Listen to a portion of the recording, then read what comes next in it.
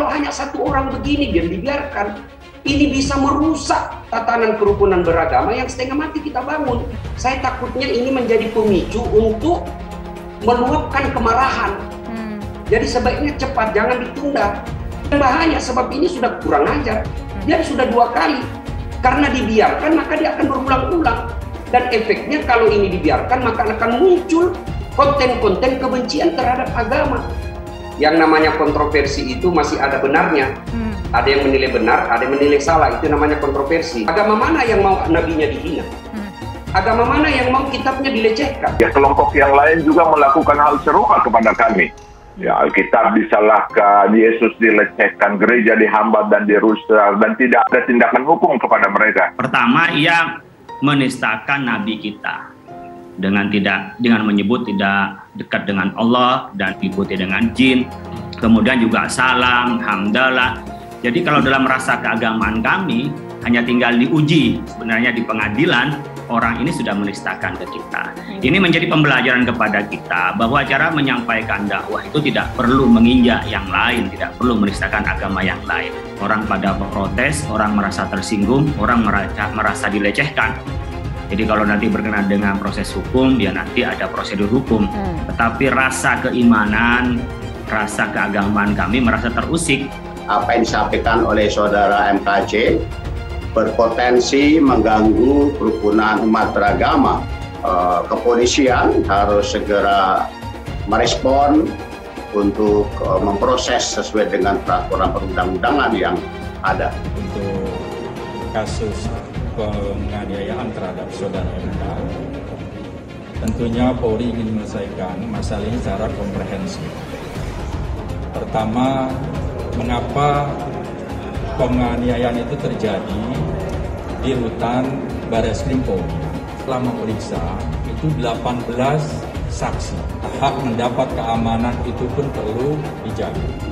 Sekali lagi dengan kasus ini, Polri ingin menyelesaikan secara komprehensif permasalahan-permasalahan penganiayaan antar sesama penghuni rutan itu tidak boleh terjadi lagi. Dan penganiayaan dia di atas 5 tahun, Mas, dan terkait pemecatan segala macam itu tentunya ada di divisi Propam yang akan menindaklanjuti. Apa yang dilakukan oleh Pak Napoleon Bonaparte ini main hakim sendiri. Nah ini yang disayangkan ya. Kalau seperti ini apa bedanya dengan seorang teroris? Nah ini berbahaya. Agama hanya dijadikan pembenaran untuk melakukan perbuatan main hakim sendiri. Jangan lupa bahwa Bapak Napoleon Bonaparte ini adalah sudah divonis suap, dan suap itu juga diharamkan oleh agama. Tidak apa-apa mencuri, tidak apa-apa korupsi, tapi tidak menghina agama loh. Sama saja perbuatan mencuri pidana itu juga diharamkan oleh agama. Sama saja pembenaran kemudian melakukan tindakan radikal ngebom gitu ya, karena giroh keagamaan, apa dibenarkan begitu?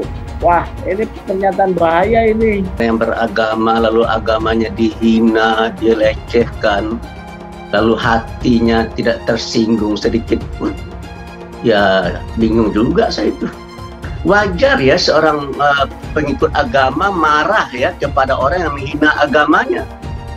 Oleh karena itu bagi saya wajar ya kalau seandainya Napoleon Bonaparte ini marah kepada Kece. Orang lain tidak boleh menghina agama Islam. Menganggap saya ini menjadi berpikiran saya berbahaya. Di mana berbahayanya? Ya, agamanya yang dia merasa dilecehkan, kitabnya yang dia merasa dilecehkan, nabinya, dia orang mau mati untuk itu loh. Ada hal-hal yang tersimpan di dalam dirinya yang selama ini terpendam, tapi bisa meledak seketika. Itulah bicara masalah keyakinan tadi. Harimau yang lagi tidur dibangun itu bahaya dan sebagainya. Tapi tak kalah hukum itu tidak lagi bisa ditegakkan dan harapan rakyat dan masyarakat hukum itu tidak, maka itu muncul namanya street law, itu hukum jalanan seperti itu. Jangan menggunakan kata Allah untuk berlindung atas korupsi. Mau ditangkap tiba-tiba jadi rohani menjual nama Allah. Jangan menggunakan nama Allah sembarangan, muslimin. Jangan menjual nama Allah untuk korupsi, untuk berlindung di balik mempertahankan status quo atau kenyamanan korupsi tadi. Tidak bisa.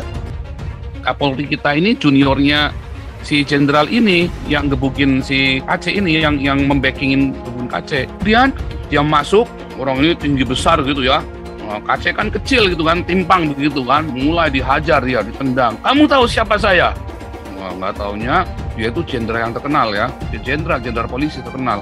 Disodorin surat, ya diinterogasi sama dia, tidak akan melaporkan karena lapor nanti ada konsekuensinya segala macam itulah. Surat itu dibawa lagi. Nah, itu kan aneh, itu kan sudah benar-benar terencana surat itu kan, surat pernyataannya KC itu kan. Wah, habis dihajar begitu, wah KC-nya udah ampun-ampun, bayangin itu orang kena gula, pincang gitu ya, udah timpang begitu, kena gula, dihajar habis-habisan, badannya kurus lagi si KC kan, Anda tahu sendiri itu si KC, orangnya kecil begitu.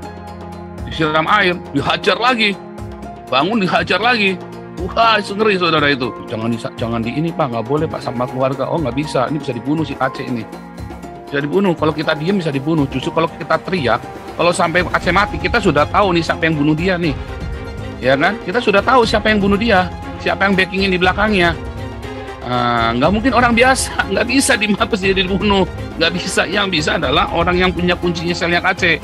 Karena KC itu satu sel sendirian. Tuh daripada lu cari-cari gua, nggak bisa tangkap saya di sini. Udah dibilangin nggak bisa tangkap saya di sini. Orang saya itu di bawah undang-undang Eropa, saya ini udah menjadi warga negara Eropa. Bilangin bandel sih polisinya, kurus itu yang di depan mata yang nggak beres dulu. Itu si Ustadz Abdul Somad. Kalau Yahya Waloni itu kan ujaran kebencian, hate speech, ya kan? Kalau Abdul Somad itu jelas-jelas penistaan agama. Irena Handono itu harusnya ditangkap. KC itu ya harusnya yang sebandingnya itu dengan Irena Handono, Abdul Somad itu yang harus ditangkepin. Ustadz Abdul Somad itu guys, mereka adalah penista agama, sudah dilaporkan bertahun-tahun, tetapi tetap saja tidak ditangkap oleh polisi, karena polisi takut oleh umat mayoritas agama Islam guys. Penistaan salib Ustadz Abdul Somad guys, dan sampai sekarang si UAS ini tidak ditangkap juga oleh polisi. Ya polisi tahulah sendiri, polisi mah aduh takutan kalau polisi Indonesia mah. 2000 tahun setelah Yesus meninggal, agama Kristen dan Katolik memiliki jumlah pengikut terbanyak di dunia. Tapi yang gue percaya di sini adalah akan muncul banyak pengikut Yesus, banyak kesatria Yesus dari ujung Indonesia sampai ujung Indonesia yang memiliki iman lebih berani daripada gue, iman lebih dahsyat daripada gue. Jadi jangan takut, kita ini agama minoritas di Indonesia, tetapi kita harus bersuara lantang. Hidup untuk Kristus, mati adalah keuntungan. Menyemburkan ujaran kebencian, menebarkan berita bohong, itu berlangsung berulang-ulang dan bertahun-tahun. Saya harus melakukan penegakan hukum yang tegas terhadap model seperti ini. Tidak ada gigi mundur, maju terus. Pak Ustadz Abdul Somad, ada apa dengan Anda? Kok kelihatannya begitu membenci kekristenan? Atau sangat tidak suka dengan orang Kristen? Pak Ustadz Abdul Somad, coba Anda bayangkan seandainya hal yang sama terjadi kepada agama Anda. Seandainya ada orang Kristen atau pemimpin Kristen yang mengucapkan penistaan model seperti itu terhadap agama Anda, apa yang terjadi? Pasti berujung dengan penjara, bukan? Pasti akan didemo berjilid-jilid. Kalimat-kalimat dari Ustadz Abdul Somad ini jelas adalah satu omongan yang layak disebut sebagai penistaan agama. Ustadz Abdul Somad, kalau mau diperkarain, perkarain! Kalau mau dilaporin, laporin! Kita ngomong begitu sah-sah saja, nggak ada salahnya. Kalau udah bilang kafir, Allah yang bilang kok. Jadi apabila Abdul Somad yang menghina salibnya orang Kristen tidak mau meminta maaf, karena dari isi ceramah kau itu menimbulkan keributan antar umat beragama. Memangnya kau pernah lihat itu jin disalib? Hah? Dan mereka merasa marah dan tersinggung karena kau merasa kau melecehkan agama mereka, salib mereka. Walaupun kau pernah lihat ada jin atau tuyul, ada apapun di salib, gak usah kau omongin. Mungkin aja Somad ya. Apabila ada orang non-muslim mengatakan di tasbih itu ada tuyul, kuntilanak atau genderuwo, marah gak kau? Ingat loh, nanti di neraka itu justru banyak yang muslim yang masuk neraka. Agama musuh besar Pancasila. Indonesia itu harus memisahkan antara agama dan negara. Agama dan negara kalau dicampur aduk, maka dua-duanya akan mundur. Kalau negara ingin maju harus dipisahkan dari agama. Mana lebih bagus Pancasila sama Al-Quran? Gitu kan? Sekarang saya mau tanya nih semua. Yang berjuang di abad 20 itu Nabi yang mulia Muhammad apa Insinyur Soekarno untuk kemerdekaan? Saya mau minta jawaban. Di abad 20 yang berjuang untuk kemerdekaan itu Nabi yang mulia Muhammad atau Insinyur Soekarno? Ayo jawab, nggak ada yang berani. Harusnya orang Kristen tuntut secara hukum supaya kita debat di depan hakim, kan begitu? Itu kalau melawan Kristen itu jangan pakai argumen jujur, jangan pakai referensi jujur. Saya tidak akan menyanggah pakai Al-Quran. Saya juga Islamkan orang nggak pernah pakai Al-Quran. Saya juga Islamkan orang nggak pernah pakai Al-Quran. Saya juga Islamkan orang nggak pernah pakai Al-Quran. Saya mematahkan argumen Anda, mengalahkan Anda dengan kitab Anda sendiri. Stop ini, stop. Ustadz Yahya Walone, maka dia lebih dulu masuk surga daripada Abdul Somad. Ustadz Yahya Walone itu bersih sebersih-bersihnya, diulang dari nol, tak ada dosanya sama sekali. Sedangkan Abdul Somad ini lapendos, lelaki penuh dosa. Ini negara ini bukan milik Jokowi dan Prabowo. Ya, 2024 milik Anies Baswedan. Wakilnya siapa? Ustadz Abdul Somad. Orang yang dipakai oleh Allah di zaman para nabi, model-modelnya seperti saya dan Ustadz Somad. Ini satu pasangan ideal, kakak beradik. Ganggu adik saya, pasti saya naik hitam itu, naik darah. Bersama ini saya ingin memberikan apresiasi sebesar-besarnya buat bapak-bapak aparat penegak hukum, buat bapak-bapak kepolisian yang telah berhasil menangkap Muhammad KC.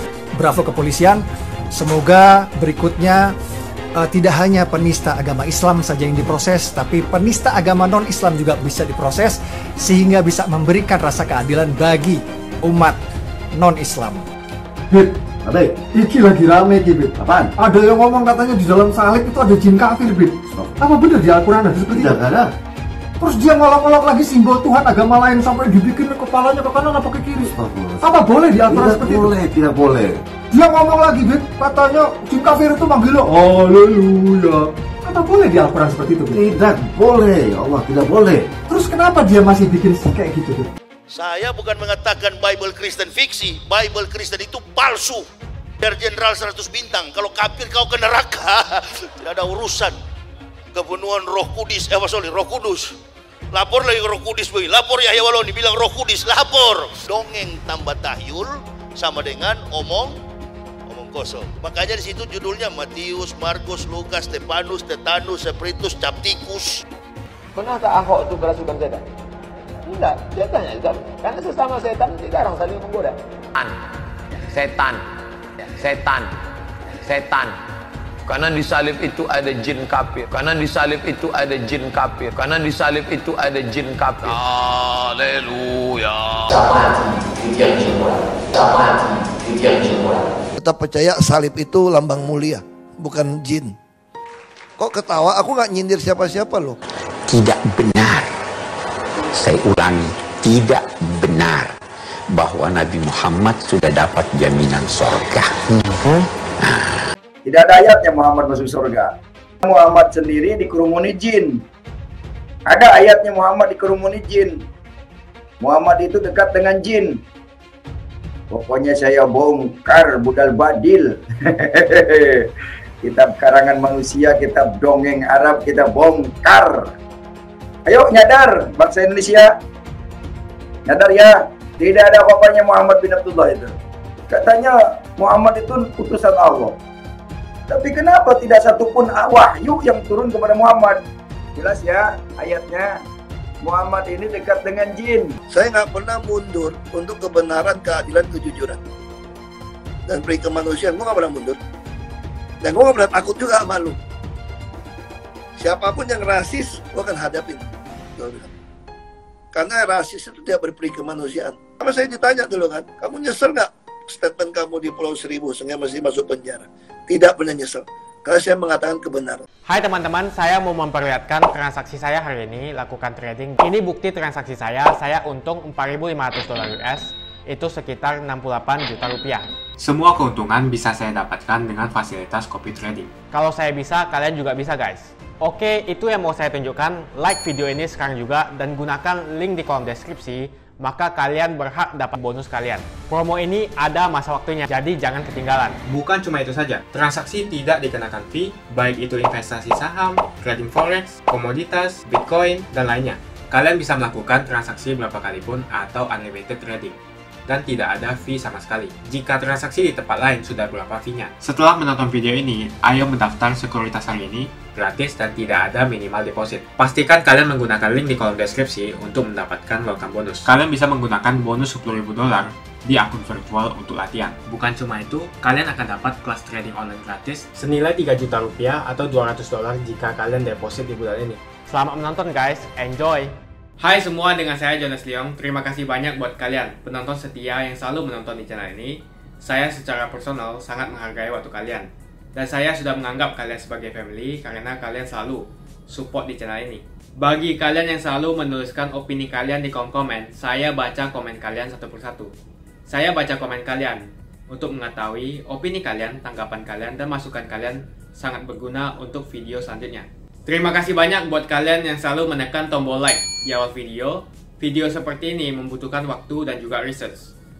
Dan ini semua gratis untuk kalian. Jadi pastikan kalian menekan tombol like-nya, supaya saya mengetahui kalian menyukai konten yang saya bagikan. Pertama, saya luruskan narasi yang mengatakan bahwa ini pernyataan kontroversi. Yang namanya kontroversi itu masih ada benarnya. Ada yang menilai benar, ada yang menilai salah. Itu namanya kontroversi. Kalau ini sudah nyata tindak pidana, jadi tidak bisa lagi dikatakan ini kontroversi, tapi ini pelanggaran hukum pidana. Pidananya apa? Kebencian dan penistaan agama. Majelis Ulama, Muhammadiyah, Ormas NU yang mewakili umat Islam sudah menyatakan pendapat. Ini pelanggaran. Bahkan Menteri Agama mewakili negara juga sudah menyatakan disesalkan dan ini pelanggaran. Berarti tidak ada pilihan lagi, dia harus diproses. Maka tentu pilihannya hanya satu, polisi harus menindak cepat masalah ini. Kenapa kita harus tindak cepat masalah ini? Polisi harus mengambil alih cepat masalah ini. Saya takutnya ini menjadi pemicu untuk meluapkan kemarahan. Jadi sebaiknya cepat, jangan ditunda. Apa yang menjadi alasan untuk ditunda? Ini bukan hal yang kontroversi, ini jelas penistaan agama. Agama mana yang mau nabinya dihina? Agama mana yang mau kitabnya dilecehkan? Saya tidak tahu apa motifnya. Jelas-jelas ini berpotensi merusak kerukunan. Tapi kalau hanya satu orang begini dan dibiarkan, ini bisa merusak tatanan kerukunan beragama yang setengah mati kita bangun. Dan ini kalau dibiarkan, pasti efeknya sangat besar. Karenanya tidak ada pilihan. Ini bukan soal kontroversi, ini pelanggaran pidana. Maka polisi kalau betul-betul mau segera kita tindak aja ini. Sudah jelas, NU sudah nyatakan protes, Muhammadiyah sudah nyatakan protes, Majelis Ulama sudah nyatakan proses, kemudian negara dalam hal ini Menteri Agama sudah juga menyatakan protes. Apalagi bahaya, sebab ini sudah kurang ajar. Dia sudah 2 kali. Karena dibiarkan maka dia akan berulang-ulang. Dan efeknya kalau ini dibiarkan maka akan muncul konten-konten kebencian terhadap agama. Saya tidak tahu apa motifnya, karenanya harus segera diluruskan orang seperti ini. Polisi harus tindak lanjuti, ya. Mengecam terhadap tindakan atau apa yang dilakukan oleh MKC, orang pada protes, orang merasa tersinggung, orang merasa dilecehkan. Jadi kalau nanti berkenaan dengan proses hukum, ya nanti ada prosedur hukum. Tetapi rasa keimanan, rasa keagamaan kami merasa terusik. Nah tentu kami memang sebagian pimpinan MUI sudah berkoordinasi dengan kepolisian, karena kalau melaporkan sudah ada yang melaporkan, bahkan dari tahun lalu sudah dilaporkan. Terus kemarin pada bulan Maret itu di Jawa Timur juga sudah dilaporkan, prosesnya hukum. Tapi kami yakin itu adalah penistaan. Pertama, ia menistakan Nabi kita dengan menyebut tidak dekat dengan Allah dan diikuti dengan jin. Kita fikih, kemudian dia nistakan seperti itu. kemudian juga salam, hamdalah. Jadi kalau dalam rasa keagamaan kami hanya tinggal diuji sebenarnya di pengadilan, orang ini sudah menistakan ke kita. Ini menjadi pembelajaran kepada kita bahwa cara menyampaikan dakwah itu tidak perlu menginjak yang lain, tidak perlu menistakan agama yang lain. Sopan santun yang kita atur di dalam bingkai NKRI dan Undang-Undang Dasar kita berdasarkan Pancasila itu saling menghormati bahwa ketuhanan yang Maha Esa memberikan kebebasan untuk kita menyampaikan yang baik dari agama tanpa harus juga menginjak pada keyakinan atau kesucian dari keyakinan umat beragama. Awalnya MUI tidak mau menanggapi karena sudah diproses oleh hukum, karena lembaga seperti MUI dengan satu orang KC ini saya pikir terlalu menyita waktu. Tetapi karena sudah menjadi polemik publik dan menjadi sorotan masyarakat, maka mau tidak mau kami harus memberikan klarifikasi, memberikan penjelasan kepada umat.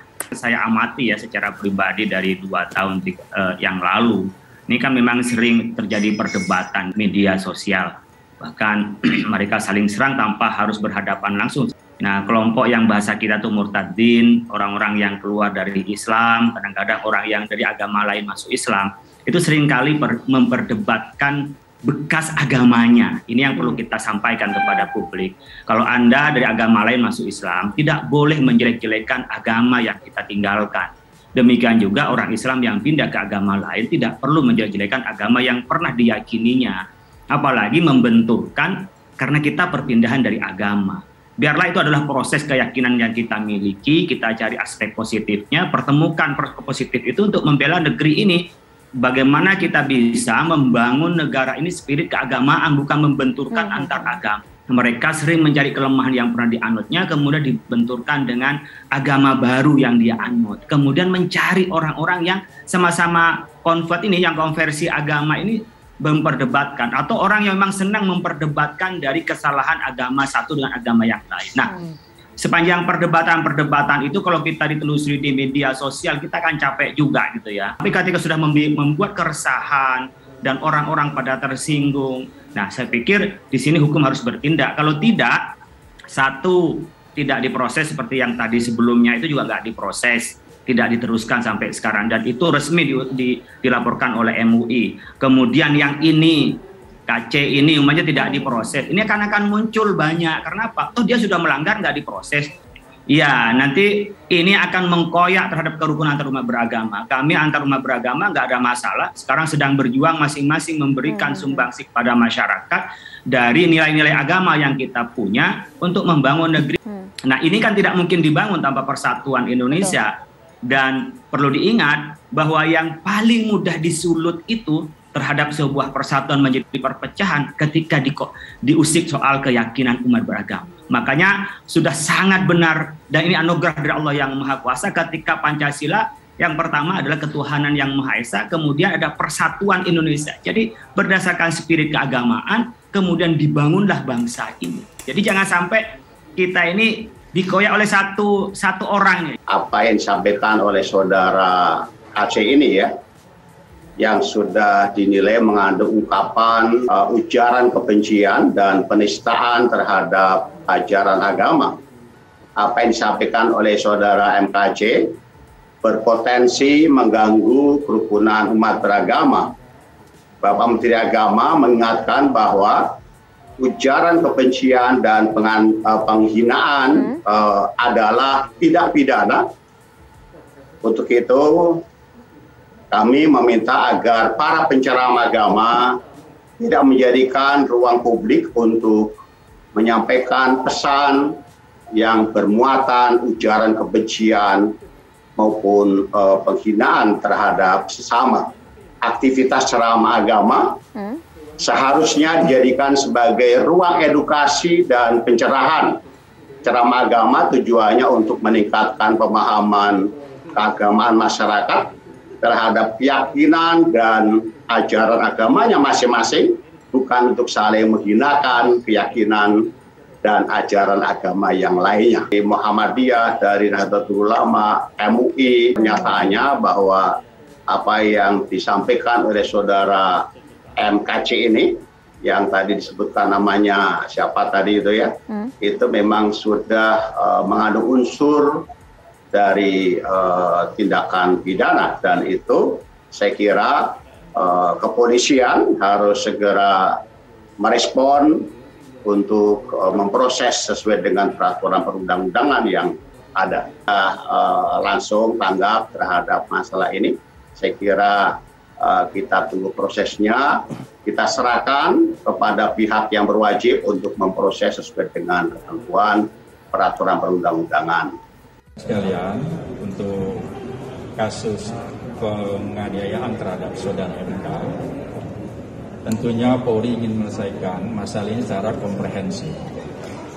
Pertama, mengapa penganiayaan itu terjadi di rutan Bareskrim Polri. Dalam hal ini Propam sedang melakukan pemeriksaan terhadap 4 penjaga tahanan yang bertugas pada saat kejadian. Ya. Jadi sedang dilakukan pemeriksaan. Apakah ada kelalaian atau ada SOP yang tidak dilakukan oleh anggota yang jaga pada saat itu. Ini sedang berproses di Propam. Kedua, dengan kasus penganiayaan itu sendiri sedang proses oleh penyidik, sudah dalam tahap penyidikan. Penyidiklah mengumpulkan alat-alat bukti yang berhubungan dengan kasus itu sendiri. Antara lain telah memeriksa itu 18 saksi, 4 petugas yang jaga pada saat itu, 2 juga saksi ahli, dalam ini dokter yang memeriksa saudara MK, dan sisanya adalah para penghuni rutan Bareskrim Polri. Itu ada 18 saksi yang telah diperiksa. Sekarang masih berproses oleh penyidik untuk mengumpulkan sekali lagi bukti-bukti yang berhubungan dengan kasus tersebut. Ya, mudah-mudahan tidak beberapa lama lagi dari alat bukti yang ada, penyidik akan melakukan gelar perkara untuk menentukan tersangka dalam kasus ini. Ya, seperti itu. Penanganannya sekali lagi Polri ingin menyelesaikan secara komprehensif, ya, internal oleh Propam, dan masalah penganiayaan sedang ditangani oleh penyidik Bareskrim Polri, seperti itu. 18 saksi itu cuma di Bareskrim atau dibekal juga dengan saksi di Propam juga, Pak? Iya, itu termasuk 4 petugas yang bekerja pada saat itu, petugas Polri dalam hal ini, ya. Dan itu pun akan dilakukan pemeriksaan oleh Propam terhadap 4 petugas itu. Paham ya? Ya, oke. Pak NB-nya masih di sel yang sama atau sudah dipindahin? Tentunya kita melakukan pengamanan semua, melihat kasus ini terjadi dan tidak akan terulang kembali. Ya. Tentunya pengamanan itu diperketat dan juga diambil langkah-langkah yang tentunya tidak akan terjadi hal-hal serupa seperti ini. Ada tindakan-tindakan yang telah dilakukan oleh yang diduga oleh para pelaku. Pak, okay? Kalau buat evaluasi terkait dengan evaluasi rutan di Bareskrim pasca kejadian penganiayaan itu, apakah ada dilakukan perubahan aturan atau apa? Terus juga terkait dengan tersangka kasus penistaan agama ini, Pak, yang Muhammad Deki kan itu kan sensitif, bisa kadang memicu amarah nanti. Itu apakah mereka dipisahkan dengan tahanan lain tahun ini atau gimana? Ya, tentunya sekali lagi Polri ingin menyelesaikan masalah ini secara komprehensif. Sebenarnya ketika seseorang telah menjadi tahanan Polri, hak-hak daripada tahanan ini pun harus dijaga. Pelayanan kesehatan, hak mendapat keamanan itu pun perlu dijaga. Sekali lagi dengan kasus ini, Polri ingin menyelesaikan secara komprehensif permasalahan-permasalahan penganiayaan antar sesama penghuni rutan itu tidak boleh terjadi lagi. Tidak hanya di rutan Bareskrim Polri, tetapi seluruh rumah tahanan yang ada di kepolisian, ada di Polda, ada di Polres, ada di Polsek, ya, belajar dari kasus ini semua, ya, supaya tidak terulang kembali. Tentunya dengan peristiwa ini, Polri akan lebih hati-hati lagi dalam bagaimana menangani pihak-pihak yang sedang mendapatkan pemeriksaan di kepolisian dalam ini sebagai tahanan, agar hal-hal yang sekarang seperti terjadi, kasus-kasus yang banyak perhatian dari masyarakat, akhirnya terjadi penganiayaan di dalam ini menjadi perhatian Polri. Sekali lagi, Polri ingin menyelesaikan semua permasalahan secara komprehensif. Makasih banyak buat kalian yang nggak skip dan nonton video ini sampai habis. Saya secara personal sangat menghargai waktu kalian. Makasih banyak buat kalian yang sudah tekan tombol subscribe, dan makasih banyak buat kalian yang sudah tekan tombol loncengnya. Jangan lupa bagikan informasi ini ke teman atau family Anda. Mungkin teman atau family Anda membutuhkan investasi ini.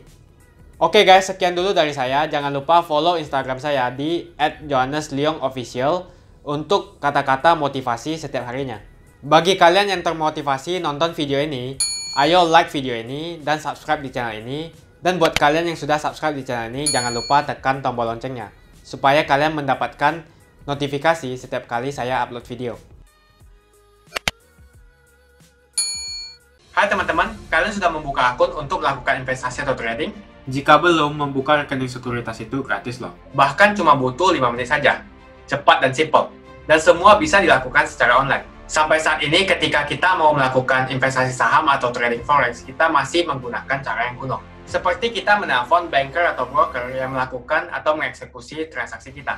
Tapi apakah kalian tahu, untuk membeli saham atau forex, kita cuma login, lalu memilih apa yang kita mau, lalu masukin angka berapa banyak yang ingin kita beli, lalu tinggal klik.